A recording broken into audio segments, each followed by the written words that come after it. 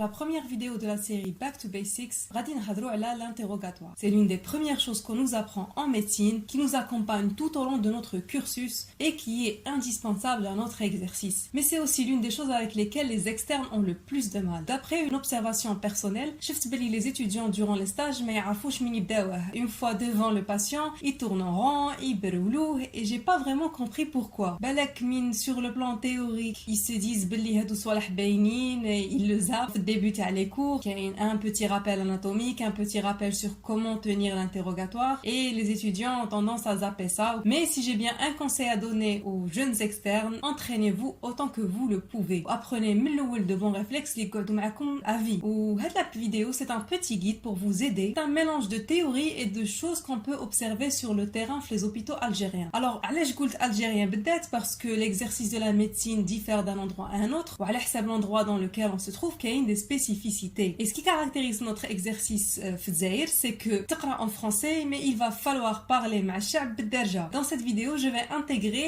les deux aspects ensemble. L'anamnèse en médecine repose sur 3 piliers fondamentaux. اللي هما la collecte des informations, donc grâce à l'interrogatoire, le traitement de ces informations, donc هنا يدخلوا les compétences تاعك ou les connaissances qui ont été acquises tout au long de ton cursus, ou هنا تخرج après avoir traité les informations recueillies, تخرج une conclusion qui va orienter l'examen clinique et tout ce qui s'ensuit. Concrètement, راه قدامك le patient. كاين si je pouvais vraiment simplifier ça au maximum pour les étudiants qui ont عادة 3e année et qui galèrent encore في la sémio, eh bien c'est عقلوا على 5 questions déjà. اللي هما شكون انت؟ Donc هنايا شكون انت؟ c'est les informations تاع l'état civil. Donc nom, prénom, l'âge, plutôt la date de naissance, et la profession ou l'adresse. هنايا عندها un intérêt médico-légal, donc غادي تتعرف على الباسيون تاعك ودير له une ordonnance ou un dossier médical propre à lui. L'âge, il peut renseigner sur certaines pathologies parce qu'il y a des pathologies qui prévalent à un certain âge. La profession TANI, elle peut parfois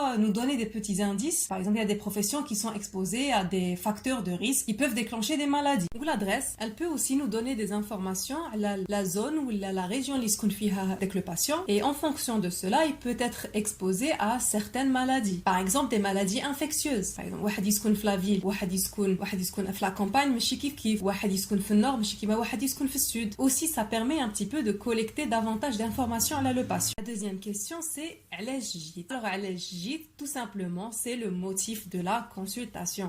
جيت parce que راني مضرور في كرشي, انت كي تشوف من بعد تعرف كرشه هذه سي سوا ليبوغاس ولا ليبوكوندروا, راني مضرور في يدي. جيت باسكو ما نجيش نقد نرقد. جيت باسكو عندي انسومني. Ensuite, la troisième question, il y a شراك تحس. هذه شراك تحس, j'ai pas trouvé d'autres manières de le dire parce que هنايا شراك تحس vraiment ça va se centrer على هذاك le symptôme ou على هذاك le motif de la consultation اللي راه جاي عليه le patient. Donc غادي تسرسيه. Par exemple, راني مضرور في كرشي. من بعد يوري لك ليبوكوندروتو, بداتني بشويه ومن بعد قاعده تزيد, بداتني البارح في الليل. دونك هنايا عندك سي لا دات داباريسيون دو سيمبتوم, بداتني هذه 3 ايام. ديجا كي تقول له سير لو تيران, تقول له وين راك تحس هكا, يقول لك هذه وين راني نحس روحي هكا صافي لونطون.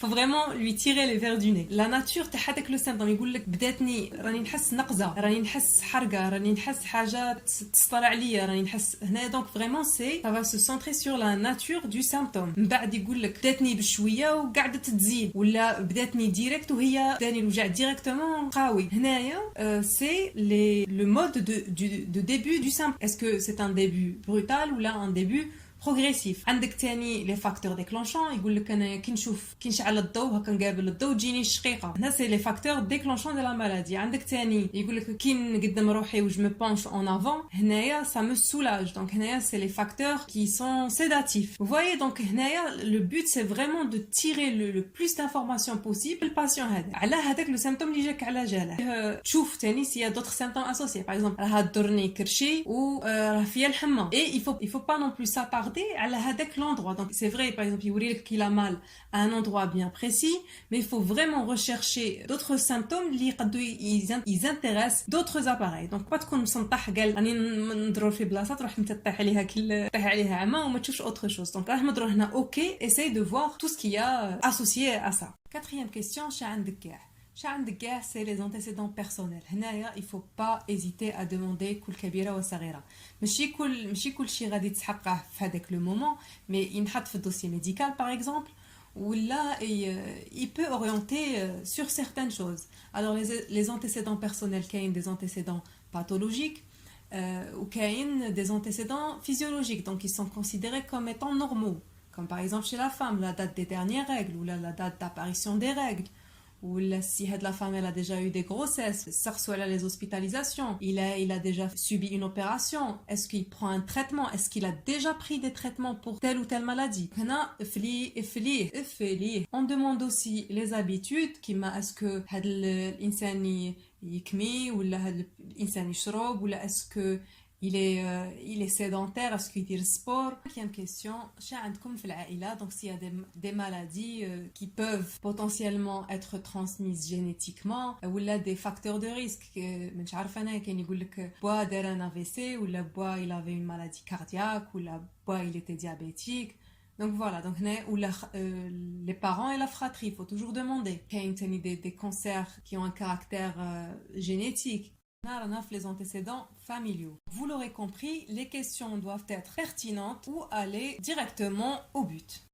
Ou je ne vous le dirai jamais assez, il faut écouter le patient.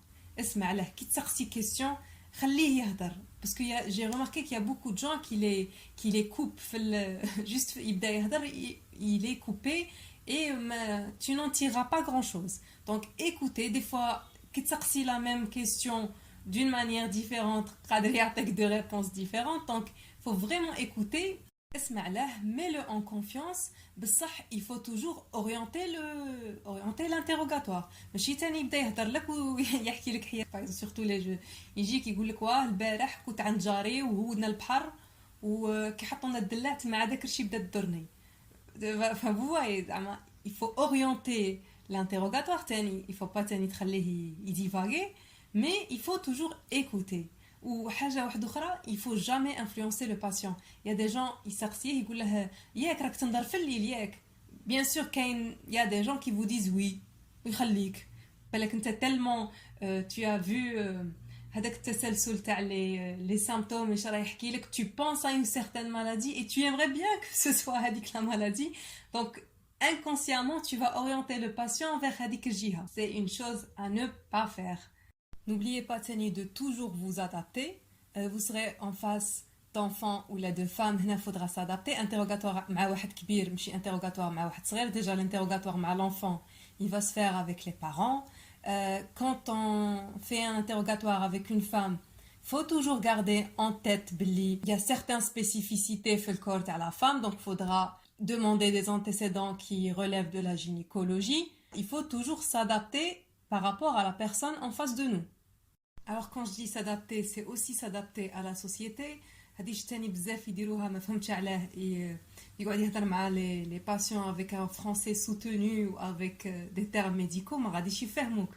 ما يجيك شي بنيه تقول لها madame, pensez-vous avoir des signes de migraine, تشوف فيك هنا تشوف فيك ولا حاجه عندك الشقيقه الحاجه راه فيك الحكه. Il faut pas hésiter à parler dans un langage مفهوم. تجي واحد تقول له لا روجول يقعد يشوف فيك تقول له بو حمران يفهمك. Donc ça, là aussi il faut s'adapter. Éviter les termes médicaux مع الناس parce que الناس ما تعرفهمش, c'est spécialisé, c'est dire الطبيب.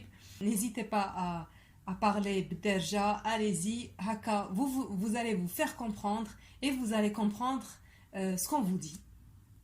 Et bien sûr في وسط كاع هاد البحر وكاع هاد les informations, il faudra faire le tri. Et ça, c'est ton job. يا أيها الطبيب الجميل, c'est ton job. هنايا يدخلوا les connaissances تاعك, صوالح اللي قريتهم, صوالح اللي تعلمتهم. يليق يكون عندك in the back of your mind دائما زوج صوالح. حوس على صوالح qui sont graves, qui font penser à des trucs graves, ou là l'urgence. Donc la gravité et l'urgence. Donc مش عارفة أنا, faut toujours penser au pire et l'éliminer. Et il faut toujours prendre en charge les situations les plus urgentes. On fera peut-être une autre vidéo sur ça. وإلا راك تعرف دير l'interrogatoire وعزيزي الإكسترن الجميل البطل المغوار راك فور بزاف. Entraîne-toi autant que tu le peux.